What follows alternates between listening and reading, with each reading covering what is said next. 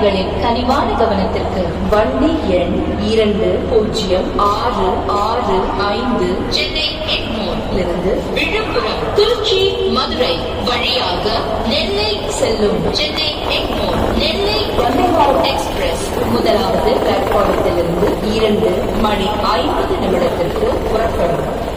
यात्रीगण कृपया ध्यान दीजिए, गाड़ी नंबर 2065 चेन्नई से विழுப்புரம் திருச்சி मदुरै मार्ग से नेल्लई जाने वाली चेन्नई एग्मोर नेल्लई वंदे भारत एक्सप्रेस 2:50 पर प्लेटफॉर्म नंबर 8 से रवाना होगी.